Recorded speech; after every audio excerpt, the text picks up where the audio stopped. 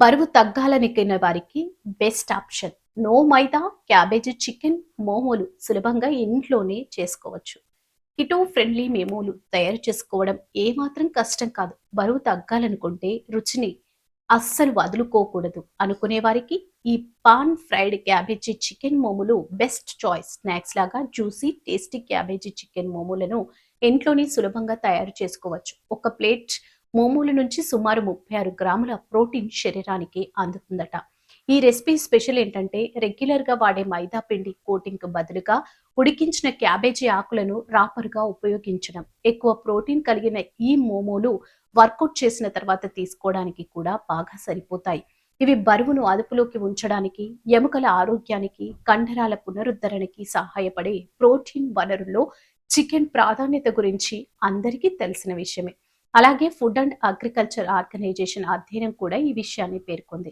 ఇక ఇందులో వినియోగించే క్యాబేజీలో యాంటీ ఆక్సిడెంట్లతో పాటు ఫైటో కెమికల్స్ కూడా పుష్కలంగా ఉంటాయి. ఇవి దీర్ఘకాలిక వాపులను తగ్గించడానికి, గుండె జబ్బుల నుంచి రక్షణను మెరుగుపరచడానికి, బరువు నియంత్రణకు ఎంతగానో సాయపడతాయి. అంతేకాకుండా ఒక కప్పు క్యాబేజీ ద్వారా శరీరానికి అవసరమైన విటమిన్ సి లభిస్తుంది. ఇది శరీరంలో రోగ నిరోధక శక్తిని పెంచడానికి, కొల్లజన్ ఉత్పత్తికి దోహదపడుతుంది.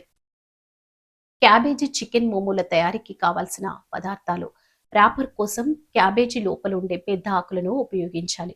2 టేబుల్ స్పూన్ల ఆయిల్. చికెన్ స్టఫింగ్ కోసం అర KG boneless chicken keema, 1 cup సన్నగా తరిగిన క్యాబేజీ, బాగా తరిగిన 2 స్ప్రింగ్ ఆనియన్స్ కాడలు, 1 టీ స్పూన్ అల్లం పేస్ట్, అర టీ స్పూన్ అల్లం వెల్లుల్లి పేస్ట్, 2 స్పూన్ల gluten free soya sauce, 1 teaspoon vinegar, 1 teaspoon మిరియాల పొడి, రుచికి సరిపడా ఉప్పు. ఇక తయారీ విధానం ఎలా? మొదట ఒక పెద్ద గిన్నెలో నీళ్లు పోసి ఉప్పేసి బాగా మరిగించాలి. ఆ నీటిలో క్యాబేజీ పైనున్న పెద్ద ఆకులను విడివిడిగా తీసి 2 లేదా 3 నిమిషాలు ఉడికించాలి. ఆ తర్వాత తడి లేకుండా వడకట్టి పక్కన పెట్టుకోవాలి. అనంతరం వాటిని 1 కప్పు వరకు చాప్ చేసుకోవాలి. ఒక గిన్నెలోకి తీసుకోవాలి. అదే విధంగా బోన్లెస్ చికెన్ ను కూడా కీమాలా చేసుకోవాలి. ఇప్పుడు చికెన్ కీమా, తరిగిన క్యాబేజీ ఉన్న గిన్నెలో స్ప్రింగ్ ఆనియన్స్, అల్లం వెల్లుల్లి paste, gluten free soya sauce, vinegar, మిరియాల పొడి, ఉప్పు వేసి అన్ని బాగా కలపాలి. ఇప్పుడు ఉడికించిన ఒక క్యాబేజీ ఆకును చదునైన చోట ఉంచి దాని మొదలు భాగంలో తగినంత చికెన్ మిశ్రమాన్ని పెట్టాలి. ఆకు ఇరువైపులా లోపలికి ముడిచి చికెన్ మిశ్రమం బయటకు రాకుండా రోల్ చేయాలి. వీటిని స్టీమర్ పాత్రలో పెట్టి మరుగుతున్న నీటిపై 10 నుంచి 15 నిమిషాల పాటు ఆవిరిపై ఉడికించాలి. చివరిగా ఒక చిన్న పాన్ లో 2 టేబుల్ స్పూన్స్ వెన్న లేదా ఆయిల్ వేసి ఆవిరిపై ఉడికించిన మోమోలు అందులో వేసి 2 వైపులా గోల్డెన్ కలర్ వచ్చేలా 2 నిమిషాలు వేయించాలి. అంతే, వేడి వేడి హెల్దీ మోమీలు రెడీ.